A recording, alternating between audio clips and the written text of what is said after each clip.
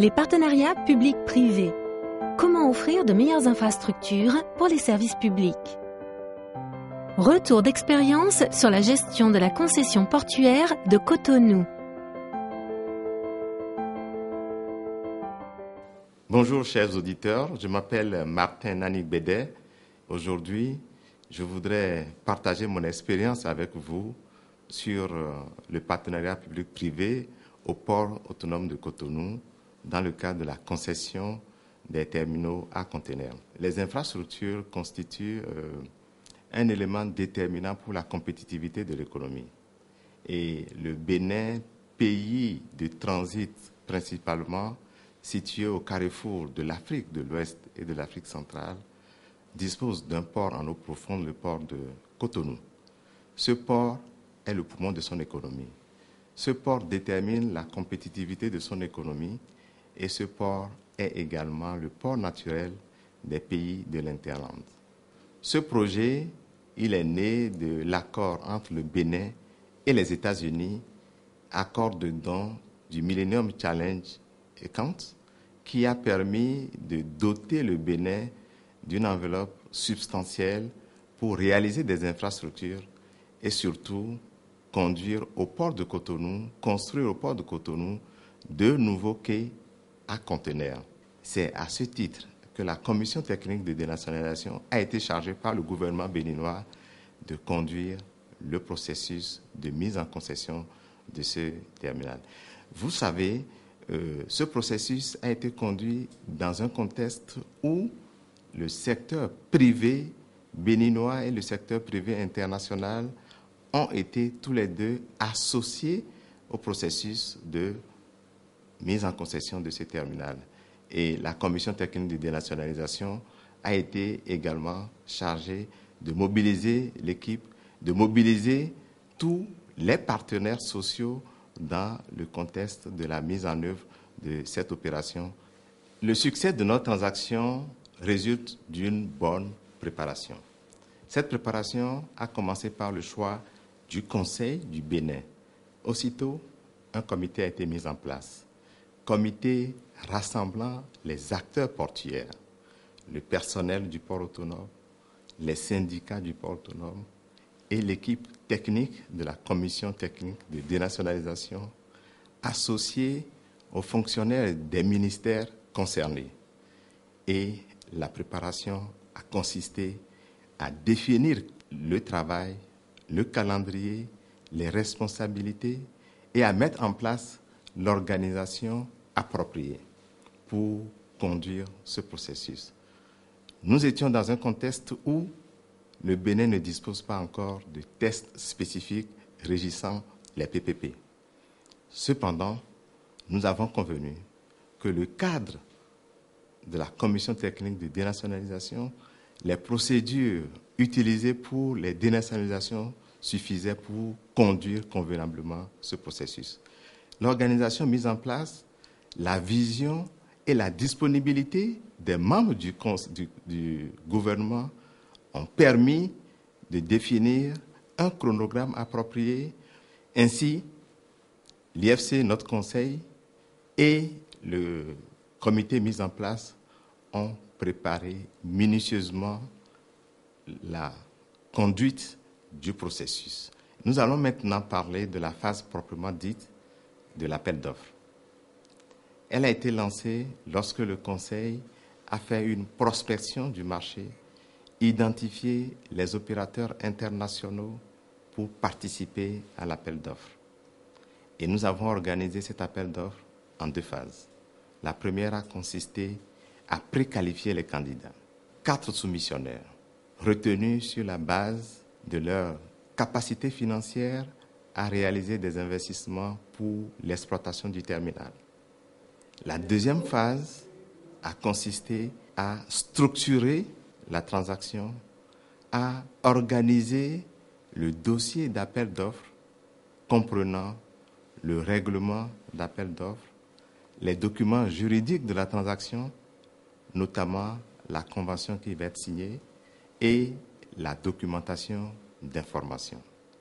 Dans ce processus, il a été procédé d'abord à une conférence des opérateurs participant à l'appel d'offres. Cette conférence nous a permis, en tant qu'équipe organisant la structure, de leur donner les informations et de leur soumettre ensuite l'ensemble de la documentation constituant le dossier d'appel d'offres. Nous avons donné l'opportunité à ces opérateurs participant à l'appel d'offres de faire des commentaires, de poser des questions, de faire des suggestions susceptibles d'améliorer le contenu de la documentation juridique.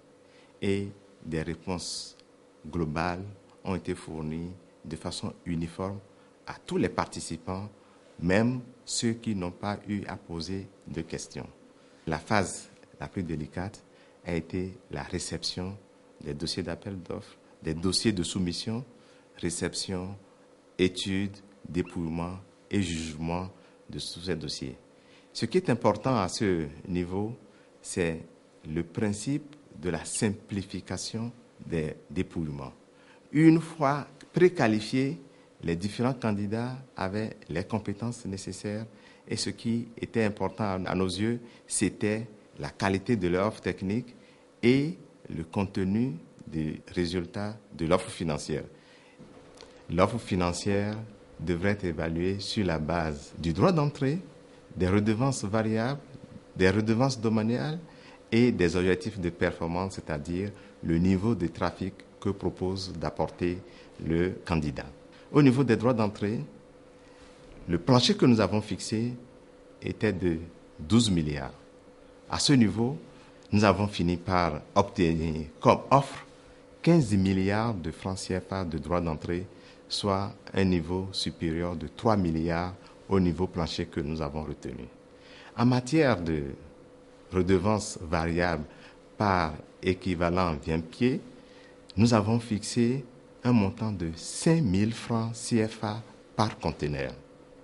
L'offre que nous avons reçue, in fine, portait ce niveau-là à 13 000 francs CFA par conteneur.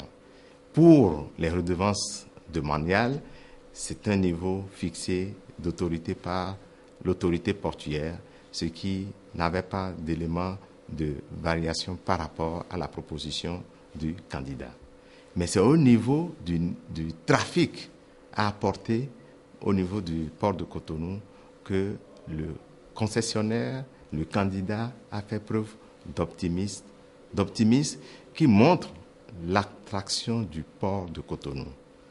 Au moment de la transaction, le niveau des trafics était de 350 000 conteneurs par année. Dès la première année d'opération, le concessionnaire a proposé un niveau de 400 000 conteneurs par année, un mouvement graduel qui portait au bout de la 8e année le niveau du trafic à 800 000 conteneurs par année.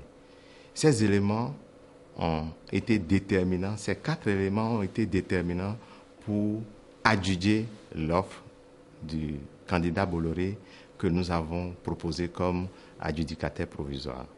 Il reste la finalisation de la convention en vue de sa signature.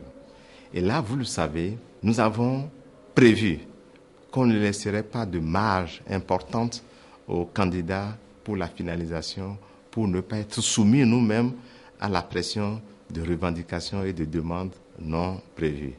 Pourtant, le groupe Bolloré, avec des investissements lourds de plus de 52 milliards de francs CFA, a opéré pour rendre la plateforme opérationnelle. Le groupe Bolloré a souhaité que le gouvernement puisse lui concéder des exonérations sur les investissements à réaliser.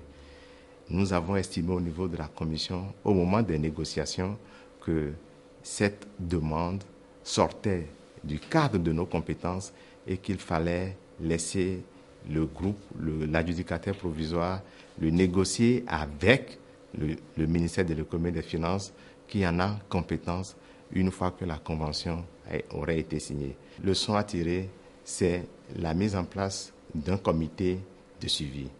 Dans le cadre du processus, il est apparu nécessaire qu'un comité de suivi des engagements du concessionnaire soit mis en place. Ce comité paritaire, incluant donc les représentants du concessionnaire a permis de suivre le projet, de suivre la réalisation des engagements des uns et des autres. Et ça a permis d'induire des éléments de correction. Je pense qu'au terme de cette présentation, la conclusion majeure à retenir est que les processus de partenariat public-privé ne peuvent se conduire que dans le cadre d'une vision clairement définie par les parties concernées, avec un encadrement approprié dans un contexte où, si les tests n'existent pas, l'on puisse suivre les directives appropriées. Et dans tous les cas, il est recommandé qu'on puisse conduire le processus dans un cadre réglementé, dans un cadre qui permette aux uns et aux autres de réaliser les objectifs. Je vous remercie de m'avoir écouté. Merci.